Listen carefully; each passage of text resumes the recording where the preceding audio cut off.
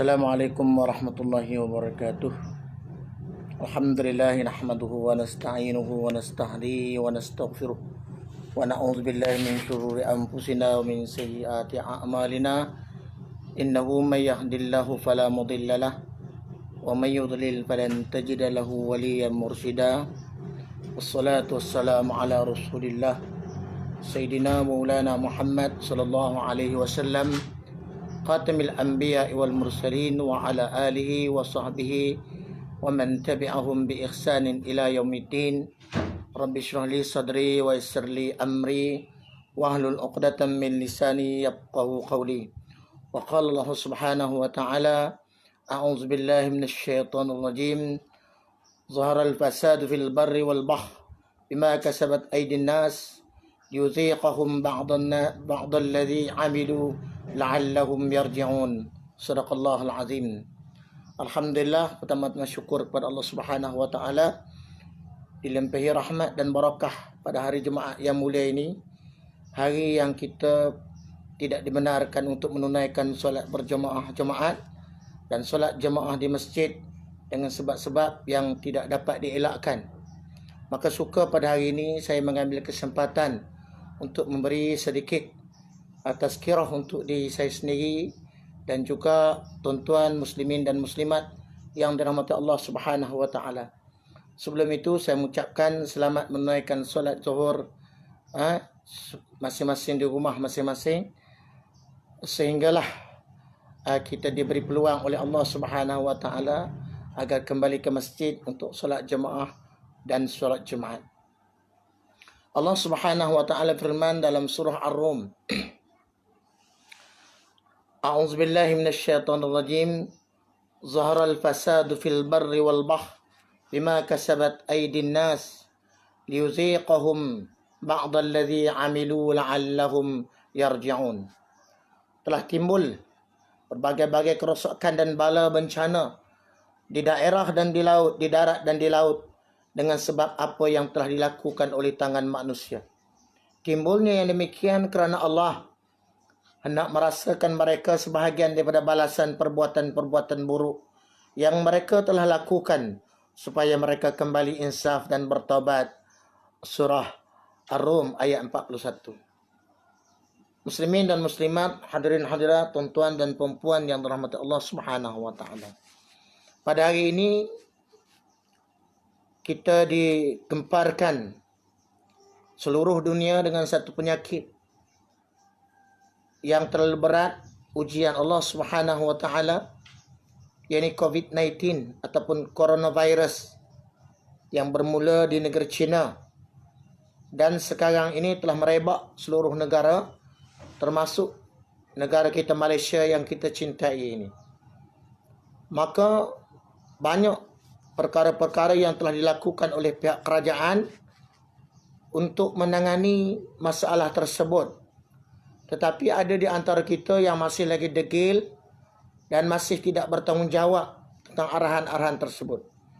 Suka saya menyebutkan bahawasanya perkara ini ialah bermulanya, ini ujian daripada Allah, bala daripada Allah, dengan sebab perbuatan manusia itu sendiri yang engkar kepada Allah Subhanahu wa taala.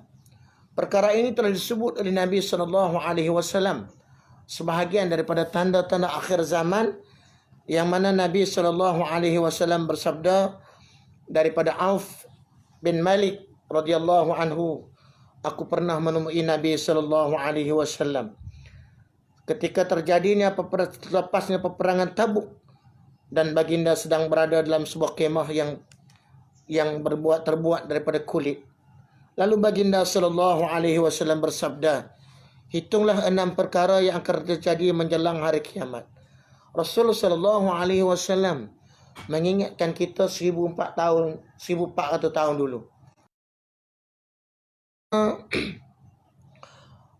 Amaran-amaran daripada Allah Subhanahu wa taala dan amaran-amaran daripada Nabi sallallahu alaihi wasallam. Yang pertama, di antara tanda akhir zaman, Rasulullah sallallahu alaihi wasallam menyebut tentang kematianku.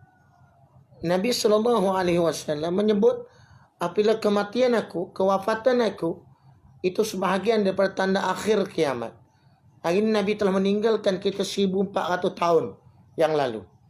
Maka di situ sudah bermulanya tanda awal kiamat. Yang kedua, Nabi SAW, Nabi pembebasan Baitul Maqdis, pemakmuran Baitul Maqdis yang telah dikepung oleh tentera-tentera Zionis.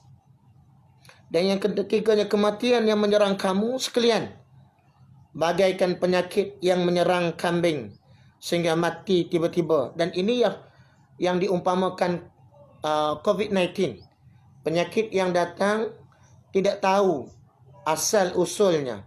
Puncanya ada yang mengatakan daripada pemakanan binatang-binatang eksotik ataupun binatang-binatang liar, termasuk ular, kelawar, tenggiling, binatang-binatang yang Allah Ta'ala haramkan untuk kita makan bagi umat Islam seluruhnya.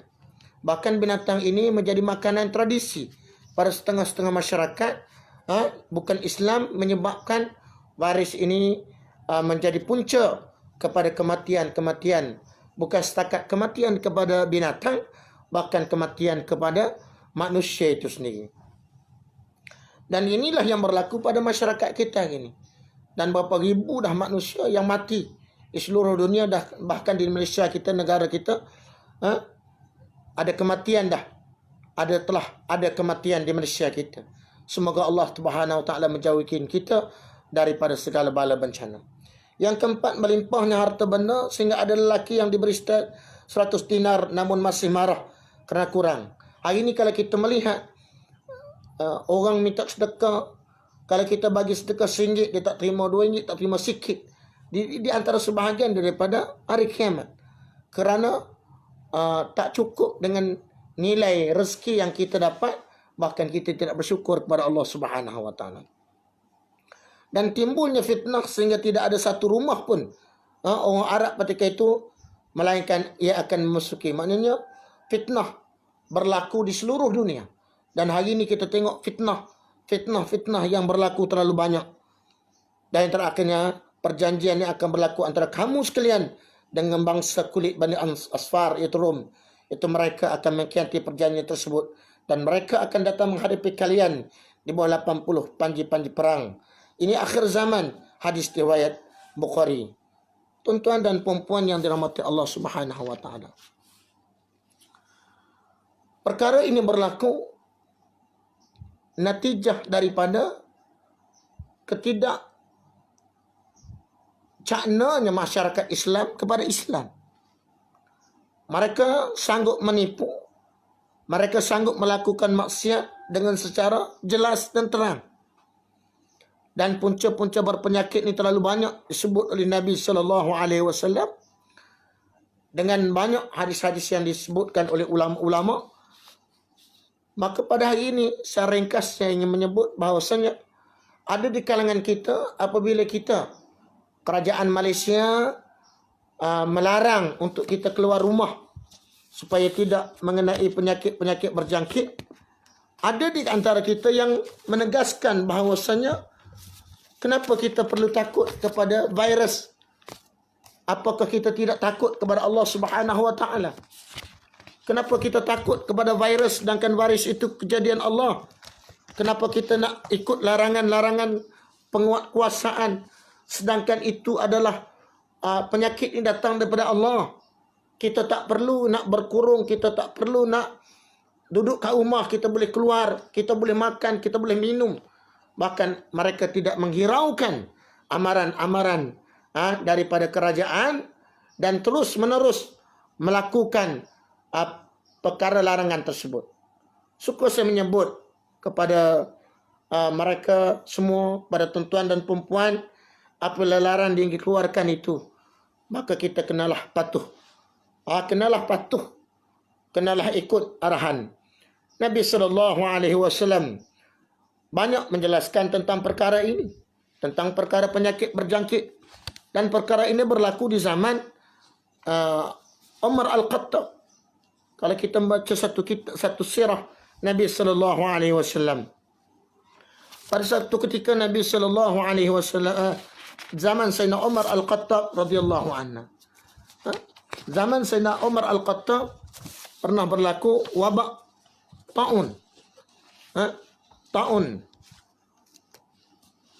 Wabak taun selepas berlaku peperangan Rom. Jadi wabak taun ini terkena kepada sahabat Nabi sallallahu alaihi wasallam, dan sahabat Nabi pun ada yang meninggal dengan sebab taun, virus taun. Maka Sayyidina Umar Al-Khattab radhiyallahu anhu bercadang untuk menziarahi Syam, yakni Mesir. Pada ketika itu dilanda wabak taun. Maka berbincang, maka Sayyidina Umar, kita tahu sifat dia suka menziarahi, melawat orang-orang sakit, menziarahi sahabat-sahabat yang dilanda musibah, dan Sayyidina Umar sendiri suka berjalan malam untuk melihat rakyatnya. Dia terkena penyakit, maka berbincanglah Sayyidina Umar untuk bermuafakat untuk pergi menziarahi sahabat Nabi sallallahu alaihi wasallam. Dan pada ketika itu Abdurrahman bin Auf bangun membaca satu hadis Nabi sallallahu alaihi wasallam. Nabi sallallahu alaihi wasallam bersabda, jika kamu mendengar taun di sesuatu tempat, jangan kamu pergi kepadanya.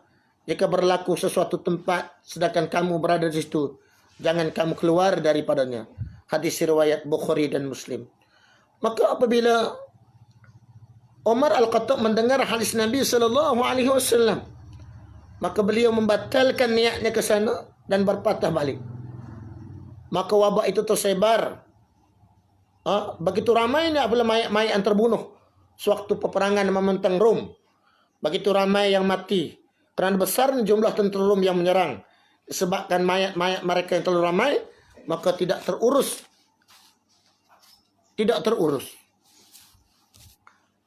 Wabak itu juga menyebabkan ramai sahabat-sahabat alaihi wassalatu wassalam meninggal. Di antaranya Abu Ubaidah ibn Jarrah, Surabhil bin Hasanah, dan lain-lain lagi. Sebenarnya keputusan Sayyidina Umar ini, Sayyidina Umar apabila dia nak buat keputusan ini, dibantah oleh para sahabat. Sehingga para sahabat ada yang mengatakan, ya Umar, adakah awak takut kepada qada dan qadar Allah? Ini sahabat Nabi sallallahu alaihi wasallam menentang tindakan Sayyidina Umar yang membatalkan ziarah untuk menziarahi Syam yang dilanda wabak. Wahai Umar, adakah engkau tidak beriman kepada qada dan qadar Allah? Adakah engkau tidak takut kepada qada dan qadar Allah? Sayyidina Umar menjawab, aku keluar daripada qada dan qadar Allah dan masuk pada qada Allah. Aku keluar daripada qada Allah dan masuk pada qada Allah, kata Sayyidina Umar. Aku tak masuk pada qada Allah, aku melarikan diri daripada ta'un pun qada Allah. Inilah pegangan Sayyidina Umar. Dan begitu juga kita, tuan-tuan rahmatullah, apabila larangan-larangan dibuat, kita kena patuh. Jangan kita berasa kita hebat daripada Allah Subhanahu wa taala. Apabila kita penyakit berjangkit, kita elakkan. Di samping kita berzikir, kita berdoa kepada Allah Subhanahu wa taala. Rasulullah sallallahu alaihi wasallam juga banyak membicarakan tentang penyakit-penyakit berjangkit. Banyak perkara-perkara yang kita sebut. Dan hari ini, kalau kita melihat petua negeri Mesir, pada hari ini memberi penghakiman ataupun membuat pengumuman bahwasanya haram bagi mereka yang keluar rumah. Bahkan berdosa bagi mereka yang keluar rumah pada ketika dan saat ini. Tuan-tuan dan perempuan yang dirahmati Allah Subhanahu wa taala. Apakah kita nak melihat penyakit ini lebih merebak di kawasan kita? Apakah kita mau melihat sahabat-sahabat kita mati dengan tanpa sebab? Apakah kita nak melihat merananya negara kita dengan sebab seorang, dua orang, tiga orang yang ingkar arahan, yang tidak bertanggungjawab? Apakah kita nak melihat sahabat-sahabat kita mati dengan begitu? Walaupun kita berdoa kepada Allah Subhanahu wa taala, dan apabila kita melihatkan kemudaratan di hadapan, apakah kita sanggup untuk pergi ke dalam kemudaratan ini? Ini satu sifat yang tidak elok dalam Islam. Bahkan haram kita terjerumus dalam perkara-perkara yang mudarat. Tuan-tuan dan puan yang dirahmati Allah Subhanahu wa taala. Kalau kita melihat tamadun Islam, manusia telah menyaksikan tamadun manusia. Menyaksikan bahawa sebelum kedatangan Islam ke tanah Arab, keadaan kesihatan awam pada ketika amat daif. Berzaman sebelum tamadun manusia lagi. Penyakit berjangkit, cirit-birit, batuk kering, taun dan lain-lain amat mudah berlaku. Bahkan secara meluas. Di antara kalau kita tengok banyak tulisan-tulisan daripada sarjana-sarjana menulis.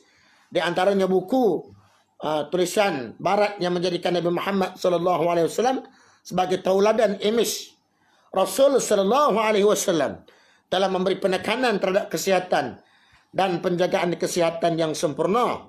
Segala contoh tauladan baginda SAW untuk perkara itu telah dibukukan oleh seorang perawi hadis, Abu Abdullah Muhammad Al-Zahabi, iaitu meninggal pada 1340 tahun Masih, dalam kitabnya At-Tib An-Nabawi.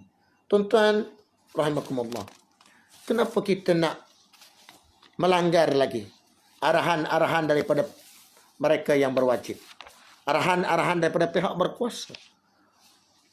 Siapakah kita untuk melawan takdir Allah Subhanahu wa taala? Jadi pada hari ini, sebagai ganti Jumaat, ganti khutbah, saya menyeru kepada masyarakat seluruh dunia, seluruh Malaysia, agar patuhilah undang-undang ini sekejap sementara 31 hari bulan. Mudah-mudahan penyakit COVID-19 ini akan berkurangan dan berlepas kita daripada kita, insya-Allah. Tuan-tuan dan puan-puan yang dirahmati Allah Subhanahu wa taala. Akhirnya kembalilah kita kepada Allah Subhanahu wa taala. Allah menurunkan Al-Quran dan hadis Nabi SAW sebagai pedoman dan panduan untuk kita. Jadikan Al-Quran ini sebagai pembacaan kita terus menerus. Di samping kita berdoa kepada Allah Subhanahu wa taala agar penyakit ini dibuang daripada kita. Agar penyakit dibuang. Nabi SAW mengajarkan kepada kita supaya kita sentiasa berdoa kepada Allah Subhanahu wa taala agar terhindar daripada segala penyakit. Antara doa yang boleh kita amalkan ialah dengan nama Allah yang Maha Pemurah. Tidak ada sesuatu pun yang dapat memberi kemudaratan di muka bumi maupun di langit. Dialah Allah yang mendengar lagi Maha mengetahui. Bismillahirrahmanirrahim. La yadurru ma'asmihi syai'un fil ardh wala fis sama' wa huwas samiul alim. Itu juga doa yang dibaca oleh Nabi sallallahu alaihi wasallam. Ikhwanil muslimin, tuan-tuan yang dirahmati Allah Subhanahu wa taala. Sebaiknya kita berdoa dan memohon solat hajat supaya Allah Subhanahu wa taala menjauhkan kita, keluarga kita, masyarakat kita dan semua kaum muslimin dan muslimat daripada terkena penyakit wabak COVID-19 dan penyakit-penyakit yang lain. Insya-Allah ada masa dan ruang yang lain saya akan cuba untuk sedikit sehari di masjid lagi. Setiap masa saya akan memberi sedikit panduan untuk tuan-tuan. Mudah-mudahan dengan sedikit tazkirah ini memberi manfaat kepada kita semua. Aqulu qawli hadza wa astaghfirullahal azim. Wassalamualaikum warahmatullahi wabarakatuh.